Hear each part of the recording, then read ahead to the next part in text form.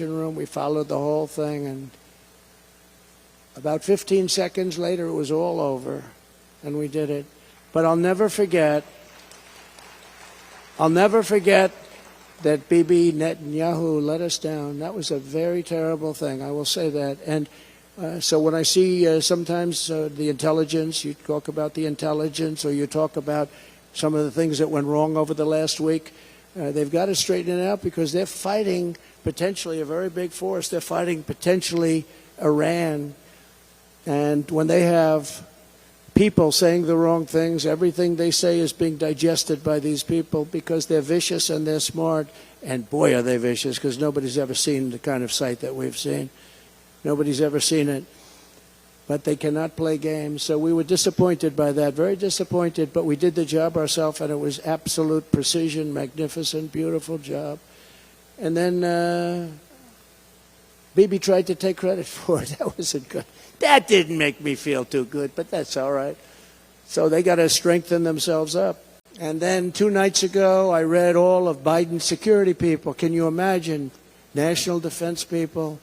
And they said, gee, I hope Hezbollah doesn't attack from the north, because that's the most vulnerable spot. I said, wait a minute. You know, Hezbollah is very smart. They're all very smart. The press doesn't like when they say it. You know, I said that President Xi of China, 1.4 billion people, he controls it with an iron fist. I said, he's a very smart man. They killed me the next day. I said he was smart. What am I going to say? But Hezbollah, they're very smart. And they have a national defense minister or somebody saying, I hope Hezbollah doesn't attack us from the north.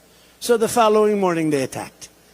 They might not have been doing it, but if you listen to this jerk, you would attack from the north, because he said that's our weak spot. This is Trump attacking Israel and claiming that he'll, quote, never forget that they didn't participate in the Soleimani operation, while also managing to praise Hezbollah as smart. And I'll tell you what's so weird. We went through 4 years of Donald Trump claiming to be the world's greatest friend to Israel and lecturing American Jews on how much they should love and appreciate him for what he'd done for the Jewish state. But the moment he feels personally insulted because Benjamin Netanyahu and the people of Israel commit the cardinal sin of acknowledging Joe Biden's support, suddenly Trump drops Israel like a bad habit, starting to think that Trump never actually cared about Israel and only saw them as a vehicle to help himself. So unlike him, huh?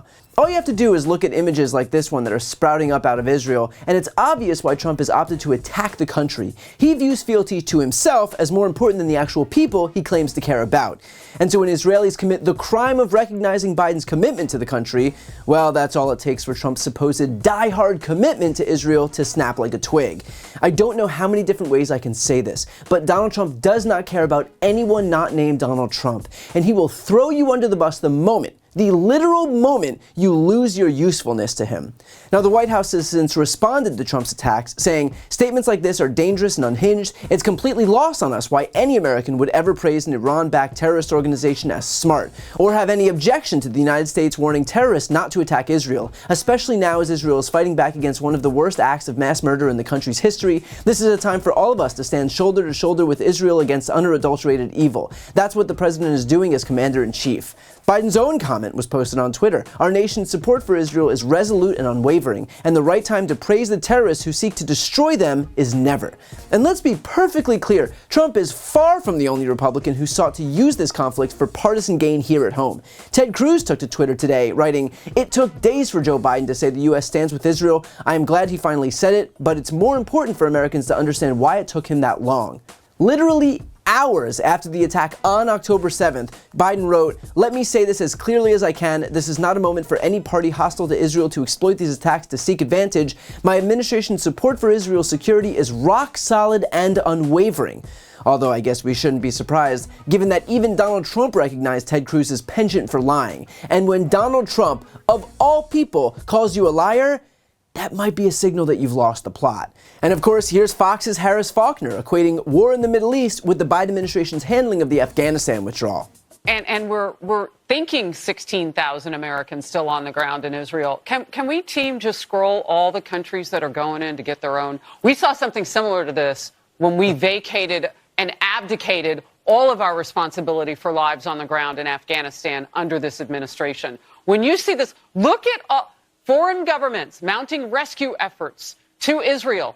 Nigeria, Switzerland. Just look at all those countries. And in fact, I could talk for another minute or so, and it will continue to scroll. What in the world are we doing with our name not on that list? I don't need to know every detail of how they're going to do it. We have the best special forces in the world. I know how they're going to do it. What I want to know is, where are we on the scroll? It's remarkable, Harris, the absence of the United States, not only getting our own folks home, but we've always been the one with the assets, the resources. You're right, the best special operators on the face of the planet. We've always been the one that helped other nations get their injured, their sick, their people back to their country as well. Look, this administration has underreacted to the moment. I'm glad they're providing armaments to Israel. That's fantastic. I credit them for that. But where were they on October 7th? Okay, first of all, the irony of her discussing that with Mike Pompeo, who literally negotiated the withdrawal agreement with the Taliban. Mike Pompeo was there. Here is the actual photo. Trump's own national security advisor, H.R. McMaster, said our Secretary of State, meaning Mike Pompeo, signed a surrender agreement with the Taliban. The collapse goes back to the capitulation agreement of 2020. The Taliban didn't defeat us. We defeated ourselves. Again, that was Donald Trump's own national security advisor. I mean, what's next? Harris Faulkner interviewing O.J. Simpson to lecture her viewers on family values? Now, she's suggesting here that the U.S. isn't doing anything to rescue Americans in Israel by pointing to Fox's own scroll that arbitrarily leaves the U.S. out, which, by the way, is the perfect microcosm for how Fox attacks the left. Create a scroll without the U.S. on it, and then point to their own scroll that was manufactured expressly to hurt Joe Biden as evidence that Biden should be criticized. Talk about circular logic.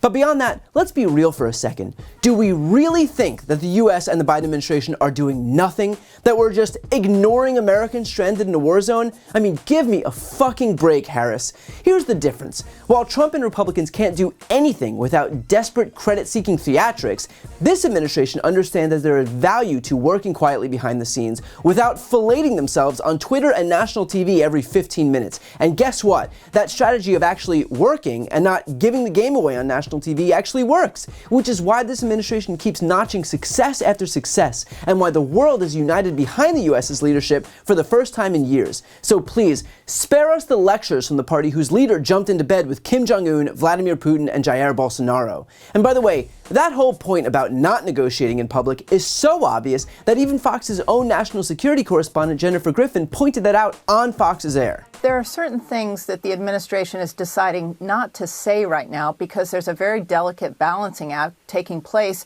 both diplomatically. The Qataris are helping to negotiate with Hamas to tell them that, to deliver the message that if any Americans or Israeli hostages are hurt or killed, that there will be consequences. You also heard the president yesterday saying that he would not tell reporters when he was addressing Jewish leaders at the White House. He said he would not tell reporters what he was doing in terms of moving special operations forces into the region or around the region. He wouldn't tell them what he was doing to get the hostages home because that's not what you do before you have the intelligence and you also stage a possible, rescue. So I think some of this criticism is a little outsized.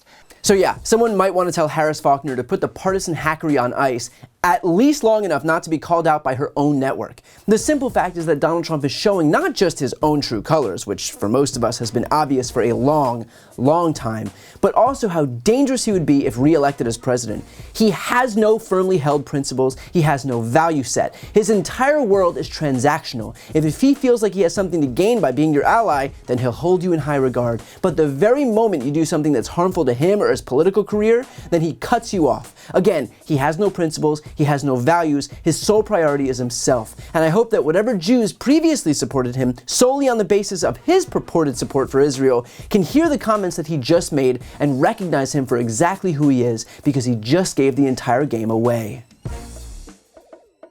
Before you go, I need some help. Please subscribe to the channel and do your part to help grow the progressive media ecosystem.